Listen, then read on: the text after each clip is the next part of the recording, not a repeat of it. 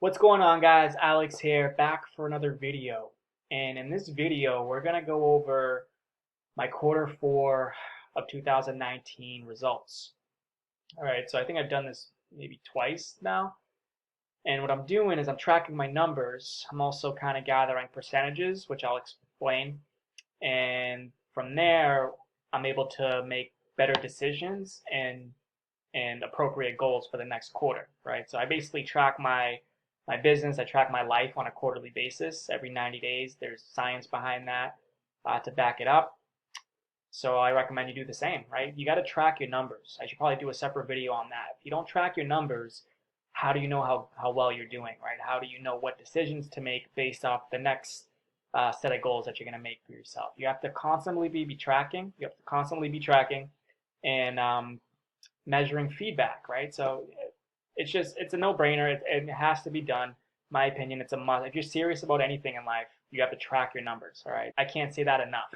Okay, so let's get into it. I like to make these videos relatively short per usual, so I'm just gonna get right into it. Quarter four 2019. This is September, October, November. All right, I start my years December 1. So quarter one of next year is going to be December, January, February. All right, just to give you an idea.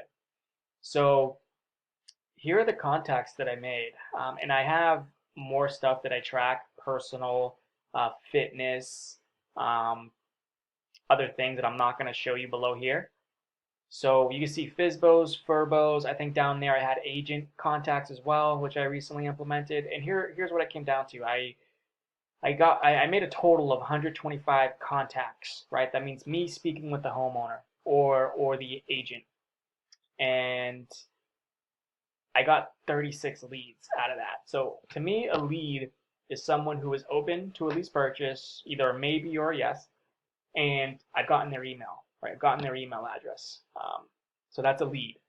Um, so we'll just leave that at that the definition. Appointments is obviously when I meet face to face with the homeowner. Contract is when I get the one-page lease option agreement signed with the homeowner, and then a deal is when I have a buyer, check in hand, moved in, done, right? So getting paid is a deal. And as you can see here, this quarter I got no deals.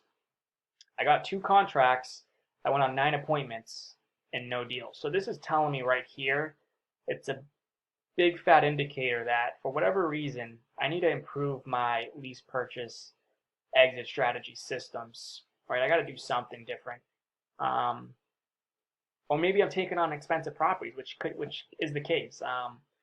So that's why I made another adjustment here. These are adjustments. I'm kind of getting a little ahead of the video right now, but adjustments I've made are to be under a certain price range. It used to be 1.5 million.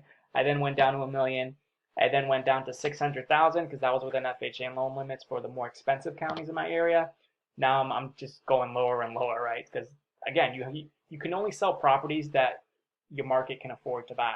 In our market, my market tends to be buyers within FHA loan limits. So you have to know the loan limits for each county, and you ideally want to be within that range, right? Within what FHA or Freddie Mac will approve one of your buyers for when they get ready to qualify for a mortgage. So these are all good tips to keep in mind. Hopefully that helps. All right, so those were my numbers: 125 total contacts, 36 leads, 9 appointments. So that's a pretty strong ratio from lead to an appointment based off my previous numbers. Here are the percentages. Contacts to leads, you can see right around 30%. So you can expect 1 out of 3. Whenever you make a contact, if you make 10 contacts, 3 of those are going to be leads, right? Worthy of follow-up. Leads to appointments, this is pretty high for whatever reason this quarter. Usually between maybe 15 to 20%, somewhere around there. So this is saying that out of every 4 leads, I go on 1 appointment with that lead, which again, for me, it's higher than the other 90-day periods that I've tracked. But hey, those are real numbers. So that's that. Appointments to contract, 22%. This is actually low compared to previous quarters, right? So I know the reason behind this is, and again, now that I'm tracking data and I'm getting percentages, I can interpret this data accurately based off the previous 90 days. So what I did these previous 90 days is I actually operated, my goal was to operate exclusively. meaning I don't want to give sellers the option to go sell their house on their own, because I've had it happen where the seller ended up selling the home outright, right after we had a contract, because I gave them that option. But it hurts my marketing efforts, my time, and I kind of just wanted to operate this way exclusively, which hurt my appointment to contract ratio, right? Less sellers will agree to that scenario. So I went on 9 appointments, only got 2 contracts, right? That's not good. That's time consuming. Whenever I drive out to one of these properties, that's roughly 3-4 hours out of my day, right? Because it's probably with an hour to an hour and a half minute drive from where I live. Back and forth is probably 3 hours. The appointment itself is probably 30 minutes to an hour. We're talking 4 hours out of my day here, right? That's a big gap. I want to have a high likelihood of getting this under contract, minimum 50%, my opinion, which has been true for me in previous months, right? And the reason why, again, this ratio is lower than what I had expected is because I wanted to operate exclusively, which makes it less attractive for the seller to want to sign a contract with me. So from now on, and here's what I thought, I mean, even if the seller were to sell it behind my back, I'm not the type of person that's going to take them to court. For what?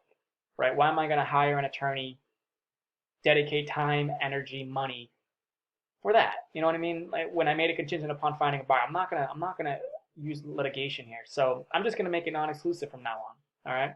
I just found that it's gonna be easier. This is gonna go up these next quarters. You'll see when I post next quarters, quarter 1. I expect this to be much higher, right? For every appointment, probably for every 2 appointments I go on, I should be able to get 1 contract. Just making that switch here, which I put here, make all contracts non-exclusive. All right, so based off these conversion rates, I'm able to set new goals, new realistic goals, goals that I know that I can hit, right? Minimum standard goals, I should call these. And you should do the same thing. You should be able to set minimum standard goals. If you don't have your own numbers, if you haven't been tracking, then use mine. You know, yeah, I'm probably better on the phone if you haven't had much experience, but use my numbers just as a benchmark, right? Then eventually you'll know your numbers, and everyone's numbers are different. When you know your numbers, you're able to predict your business, okay? So now based off these conversions, based off these numbers, based off the time that I have to dedicate into this business while working a full-time gig as an agent as well, I have an agent business at the same time that I do full-time. This is more of a part-time thing that I'm building up little by little. Eventually I want this to become my full-time income, but you got to start where you stand, right? So my contacts goal is 130. I recommend if you're starting out, hit at least 100 contacts a quarter. All right, so that's every 3 months you got to hit at least, aim for 35. Aim for 40 contacts a month, right? That's 10 a week. Aim for, I said that in other videos, make 10 contacts a week, which is going to be 40 contacts a month, which is going to be 120 for the quarter. And then you can actually track and you can analyze your own data. All right, so here's the numbers. I'm going to hit 130 minimum. I know I'm going to hit this, 100% I'm going to hit this, and it's going to translate into roughly this, 40 leads, which is going to translate into roughly that, right? 6 appointments, which is going to, at minimum, I'm probably going to go on more appointments. Minimum contracts I'm going to hit are 3. And then minimum from that, I need to get a deal, man. It's been a while since I've gotten a deal. I got to, get a freaking deal. Whatever it takes. I mean, I've gotten multiple contracts. I've closed 1. It's terrible. Part of the reason, obviously, is because I'm at this on my own. I don't really have any mentors, so I'm kind of figuring everything out on my own. So I just got to make some changes. For whatever reason, what I'm doing is not working to get these things closed. And that's why I have here make major progress on my exit strategy, right? So I've past quarter, I've made progress on converting, working on my conversion systems, my lead gen systems, where it's actually requiring me less time to make contacts, to get leads, and to go on appointments because I have a virtual assistant helping me scrape with the emails, things like that. So I've gotten more help there, but I need to dedicate most of my energy into this part right here, which is the exit strategies. And there's a lot of steps within that I didn't list here, but believe me, I have a long list that I need to work on for this next quarter so that we can actually convert some of these contracts into some freaking deals, right? And this should be more like a 50% based off other people I've seen in the industry. I mean, you should be able to convert 50%, but we'll see. We'll see what happens next quarter. I'm going to make major progress in this to get 1 deal, right? And 1 deal to me, I mean, it's just for the next 90 days. 90 days after that, once I crack this code, it's probably going to be 2 deals. And then the next 90 days after that's going to be 3 deals. And now I'm averaging 1 deal a month, which is a 6-figure business. right? Imagine if your business is making six figures 9 months from today. You can quit your job. You can quit your job if you make 60K a year. Most people probably earn between 60 to 80K a year. If your business is making 60K a year, you can quit your job. And the lifestyle that I would live with this business alone is going to be crazy. And what I mean by that is I'm going to get all my time back because this doesn't take up much of my time, guys. To get these numbers here does not take up much of my time. Maybe 5, 6 hours a week, 5 to 10, we'll say. Right? I have someone scraping my leads. To make these contacts maybe takes 4 to 5 hours to get the leads. To go on an appointment maybe takes 2 to 3, maybe 4 hours depending on where I'm driving. And then to close deals, yeah, that's probably where the extra more than 10 hours comes from, right?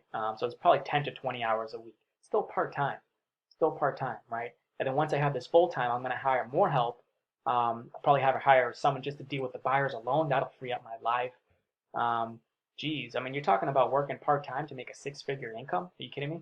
Like, it's totally worth it. That's why I'm never going to stop. You know, you can count on me always posting these videos, posting my numbers, feedback, all that stuff, and I hope it's helping. I'm sure it's helping people, of course. Because if somebody did this for me when I first started out, geez, I'd be grateful. So where did I want to go? So yeah, these are my new goals for next month. These are what I'm going to work on, make the adjustments here based off my previous results. And that's really it. All right. I made a case why you should track your numbers. Guys, you got to track your numbers. You got to know your numbers. You got to get feedback. You got to have feedback. And I guess that's all I wanted to say in this one. If you have any questions, post them in the comment section below. If this was helpful to you, be sure to like, share, subscribe, guys. I post live calls every other week. Be sure to look out for those. Hit the bell to get notified when those come out. I make those private by Sunday. They go live on Fridays. That's it. All right. So thanks for watching. Look out for future videos.